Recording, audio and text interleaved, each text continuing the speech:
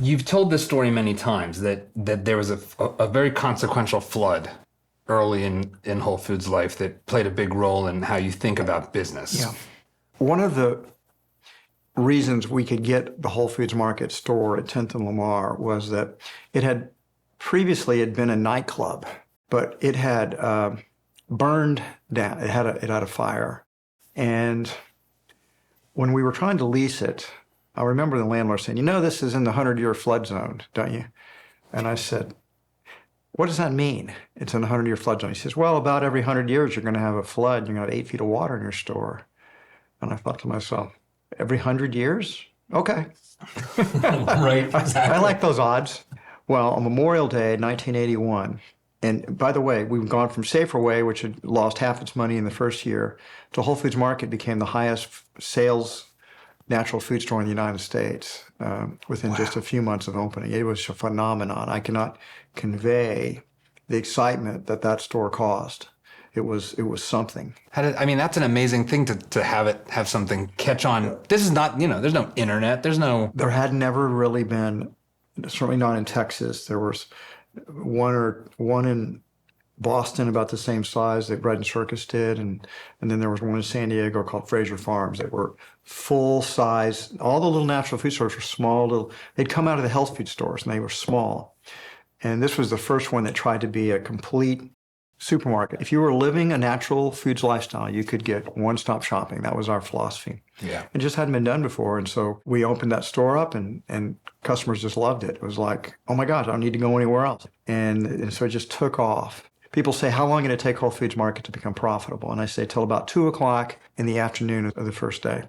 And we opened that store before we were ready to open it. We opened it with no meat, no seafood, no beer and wine license. We didn't have any of it. But what we also didn't have was any more money. We had payroll coming up and we couldn't meet it. So we just, we're ready or not, here we come. Wow. We just opened the store up so we could sell some stuff to be able to make payroll on Friday. You've opened your doors. There is cash flowing in. And then at some point soon after, water starts flowing in. Yeah. So Memorial Day, 1981, the 100-year flood occurred 9 months after we opened up. And I remember it very clearly. It was a long time ago now, but I remember very clearly. It was a Sunday. It had been raining the previous few days, so everything was already completely saturated. Renee was closing the store down that night, so she was on duty. And we started to get calls, the store was still open, and she said, John, the water is coming over Shoal Creek. It's going to come up to the store. What do we do? And I thought, well, what can we do? I'll tell you what, take some of the bulk bags and prop them up in front of the doors. They closed the store, and not that anybody was still there, everybody's trying to get out. So what are you talking about, like bags of like rice and beans and stuff like that? Big 25-pound, 50-pound bags of bulk foods. Renee's team stacked up in front of the doors to hold the doors from the water rushing in. And the water began to rise. And Renee says when it got to be about 4 feet high outside of the doors, the pressure from the water was so great, it broke through the glass. And then it just knocked the doors open. And then it came in like a giant wave. That must have been terrifying for her to be in that room like that. Renee literally swam out of the store. It was scary for her. And I remember when we surveyed the damage the next day, you could tell that a giant wave had come in because it had knocked over all these cases and everything. It just knocked them over like bowling pins. I think the funniest thing about that night was that we came over. We get into the store and I find Renee, and she's pretty shook up, and she says, John, I didn't have time to get the money out of the safe. Now this is Sunday night, so we really had a Friday, Saturday, and Sunday night cash, and we had this floor safe, and all the money was in the safe. And the first thing I did was I got my flashlight and I sloshed back. Then the water had come in and it had begun to recede. So it was only about that. When I'm in, it's only a couple feet high now.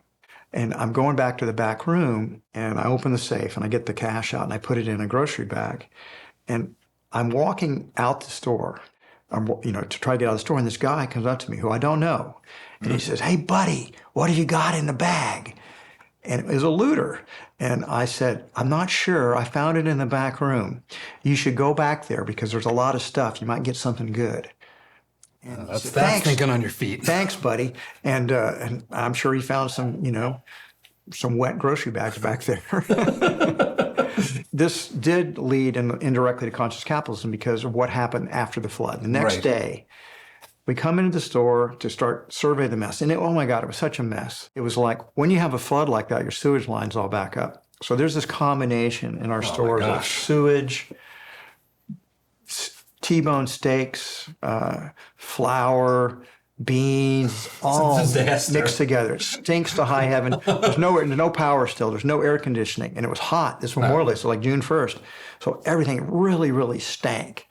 And so we're there and we start cleaning stuff up. And there's some pictures that you see what survey the damage. And an astounding thing happened. I'm looking around and I know some of the people. They work for us. Team members were there helping us clean up. And then these other people that I kind of knew, but I knew they weren't working for us. And I finally surveyed them. They were our customers. People that had come in to shop were actually helping us clean up the store. And that went on for days. Now, let's be clear. We had no flood insurance. You only get that from the government. Only the government's stupid enough to give you flood insurance. And you can't get it from private insurers. And we didn't have flood insurance. So we were bankrupt. And we were saved by, I didn't have the word for it at that time, but we were saved by our stakeholders. Our team members worked for free.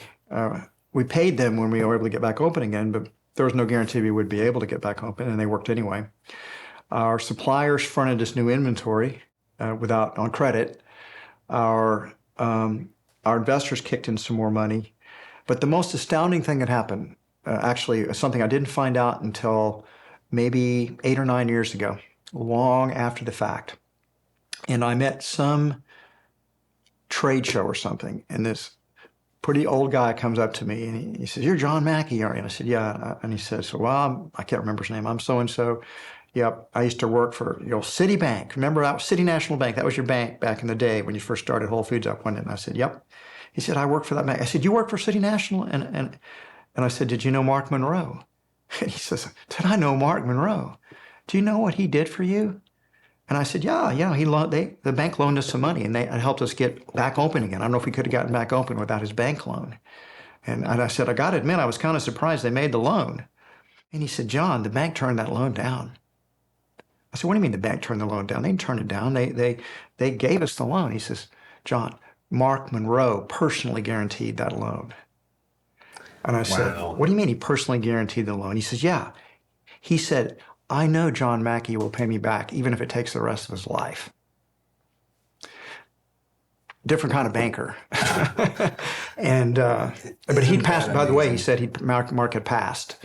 So I never could get a chance to actually thank him for what he did. I never knew it until then, and he was already dead. But stakeholders, customers, employees, suppliers, investors, the community as a whole, they're all interdependent. And frankly, they loved Whole Foods. They didn't let us die. We should have died. And so call it a near-death experience that we got saved. And so when I encountered the word stakeholders later on, I thought, that's what it is. They're all stakeholders, and they're all interdependent. They all care about the business, and the business cares about them. And so that kind of is what led to conscious capitalism. It's good that I learned that lesson so early, because what I realized is that we owe our stakeholders. We've got to we create value for all of them. This is the great secret about business that the people that hate business and hate capitalism don't understand. It's not a zero-sum game where some people get big pieces of the pie and others get crumbs. It's this ever-increasing value creation that it benefits all the stakeholders. All of them are benefiting. They're all voluntarily exchanging. And the amazing thing about business, it is not a zero-sum game. It is completely wrong. It's not a sports game where you have somebody is the champion and everybody else is the losers, because the customers are winning because they're trading with the business. Nobody forces them to trade at Whole Foods. They can get plenty of competitors, plenty of other alternatives. If they are trading with us, it's because they're getting value in return. It's the same way with the people that work for you. They're not slaves. They don't have to work for you. If they don't like your pay or your benefits or the way they're treated, they can get another job somewhere else, and many do. Suppliers don't have to trade with you. They're doing it because they feel like it's in their best interest, and you need their supplies, and you negotiate. Maybe you sometimes don't like their prices, and you find a competitor that does a better job, but you're trading for mutual gain and benefit. Investors don't have to invest. They invest because they think they're going to get an increase on your investment over time. It's Right. going to be in their interest to do so. You want to trade with them because you want their capital, and you're promising them big payoffs in either interest or higher capital returns in the future. And the communities that you're part of, they're benefiting from all the other things. They're benefiting from the jobs. They're benefiting from taxes. They're benefiting from donations. So business is this tremendous value creator. And it's the ironical thing, it's portrayed as the villain in the tale. Right. When it's the hero in the tale. Businesses are not inherently evil. Are there bad actors in business? Sure there are. There's bad people in every enterprise. There are bad actors everywhere. But business is held up to this almost impossible altruistic standard. Whenever it does anything, it's in the best interest of the investors or shareholders. It's almost a criminal act. But once you realize that they're actually all interdependent, that all the stakeholders need to flourish, that it's kind of this rising tide that lifts all boats, when you begin to see that, you'll begin to understand the fundamental goodness of what business does. And why capitalism has created so much prosperity in the world. Because it isn't a few rich people and a lot of poor people. It's about continued innovation, entrepreneurship, growth, competition, new innovations, and you have this continuous upward spiral of progress that we'd never had before on this planet until capitalism was invented. That's why I call it the greatest invention in the history of humanity. Don't stop here. Be sure to check out my full conversation with John Mackey. And I really recommend his book, The Whole Story, Adventures in Love, Life, and Capitalism. It's available now, and it's a great read.